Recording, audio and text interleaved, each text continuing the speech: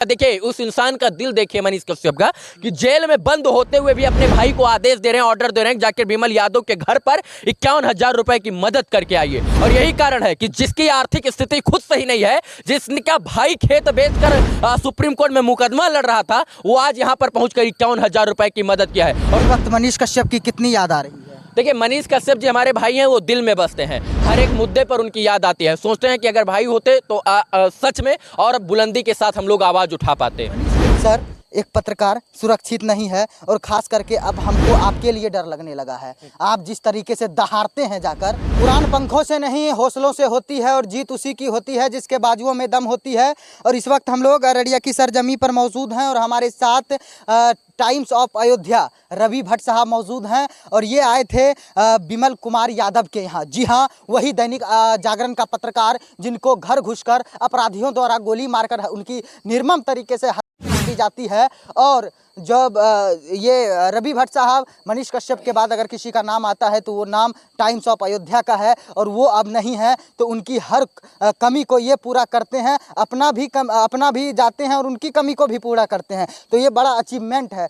Sir, एक पत्रकार सुरक्षित नहीं है और ख़ास करके अब हमको आपके लिए डर लगने लगा है। आप जिस तरीके से दहाड़ते हैं जाकर, क्या होगा आगे? होगा कुछ नहीं। देखिए माँ बाप ने मर्द के रूप में मर्द पैदा किया है, तो डरना नहीं है। हम लोग ईमानदारी के साथ काम करते हैं। हाँ, ईमानदार लोगों को सताया जरूर जा रहा है और यही कारण है कि ईमानदार पत्रकारों हो जा रही, जैसे विमल कुमार जी की हो गई है।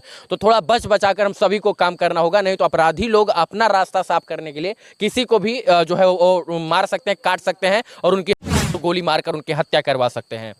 अच्छा सर, जैसा कि आप कहीं भी जाते हैं मतलब कि आवाज़ उठाते हैं, निष्पक्ष रूप से आवाज़ उठाते हैं, तो ऐसा कभी आपके साथ हुआ है कि कोई सामने वाला धमकी दे दिया हो? देखिए धमकी मिलती रहती है, लेकिन धमकियों से क्या डरना। आप अभी घर जा रहे हैं, यहाँ से 10-20 किलोमीटर आपका घर होगा, जाते हुए हो सकता है कि आपको भी कोई धमकी दे।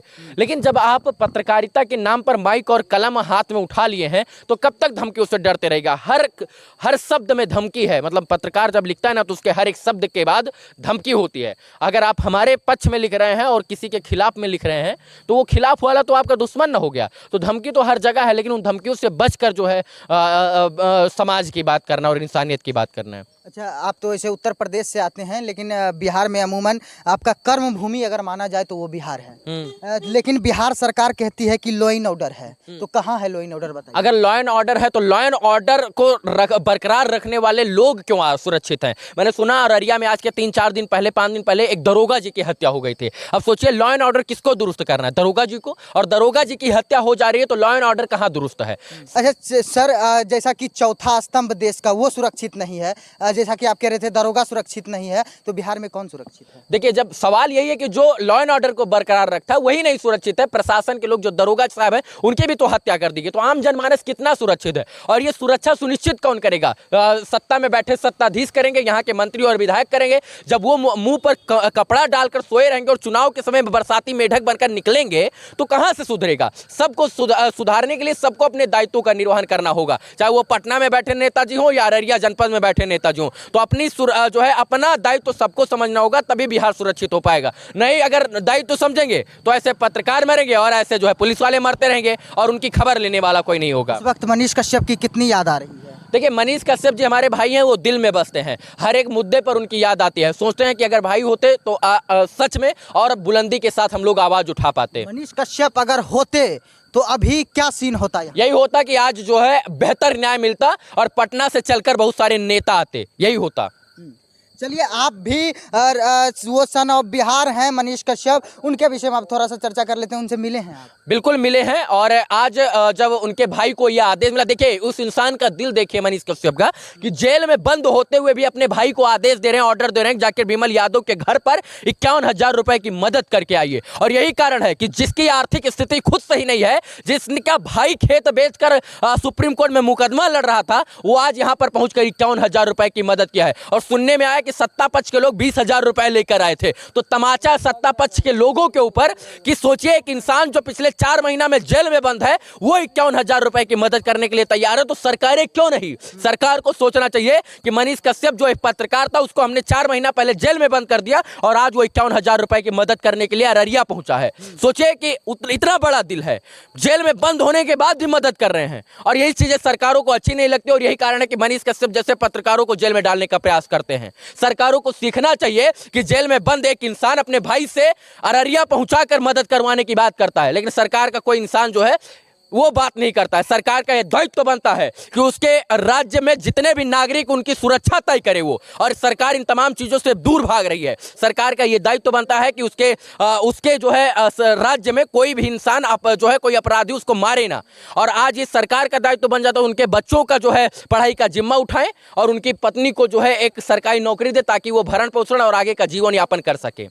तो और रवि, सीखना चाहिए कि यार मनीष कश्यप जब कर सकते हैं तो और क्यों नहीं। क्या मनीष कश्यप से बड़े बड़े लोग नहीं पढ़े अररिया में? पढ़े हैं।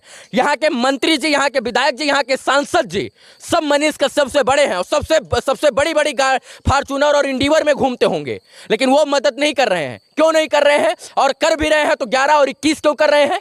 ये सवाल है ना। मनीष कश्यप से बड़े हैं ना वो लोग, तो दिल तो बड़ा होना ना चाहिए ना, मदद भी बड़ी होनी चाहिए ना। क्यों नहीं किए? कौन पूछेगा? कोई नहीं पूछेगा। हाँ, वो तब आएंगे जब बरसात में मेढक जैसे निकलता है, चुनाव के समय में आएंगे, वोट और जात की बात करेंगे और बहुत सारे लोग। अरे जो है अगर मनीष कश्यप को चुनाव भी लड़ना होगा तो बेतिया और मोतिहारी से वो लड़ेंगे। यहाँ तो अररिया से उनको चुनाव भी नहीं लड़ना, फिर भी आज के 6 महीना पहले विमल मंडल को 1 लाख रुपया देकर गए, आज 51,000 रुपया देकर गए। तो यही ना उनकी महानता, और इसीलिए बिहार के लोग उनको चाहते हैं।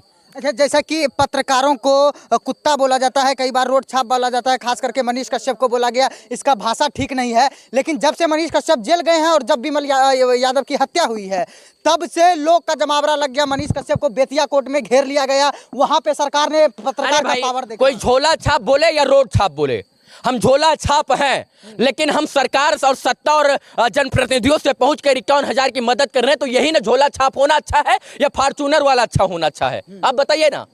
झोला छाप होना ना अच्छा है। अगर मनीष कश्यप झोला छाप थे ठीक है, लेकिन पहुंचे ना, मदद कर रहे हैं, उनके आवाज उठाने से, झोला छाप पत्रकार के आवाज उठाने से न्याय मिल रहा है ना, तो ये ना बड़ी बात है ना। मनीष कश्यप से जब मिले उनका हौसला कैसा है? वही जो पहले था, शेर आज भी दहाड़ रहा है।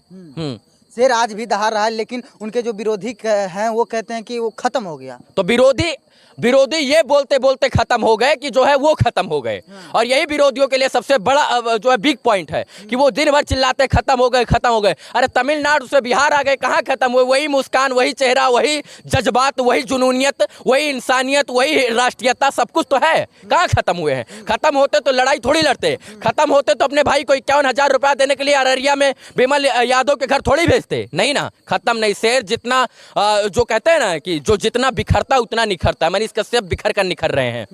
चलिए, ज़्यादा इंटरव्यू को लंबा नहीं करेंगे। हमारे साथ देखिए, एक जो है कि सिक्के का 2 पहलू होता है और बिहार में वो 2 पहलू है, मनीष कश्यप और रवि भट्ट। हालांकि ये उत्तर प्रदेश से है लेकिन कर्म भूमि इनकी बिहार है। बाकी बात हमारे साथ रवि भैया थे। जय हिंद, जय सीमांचल।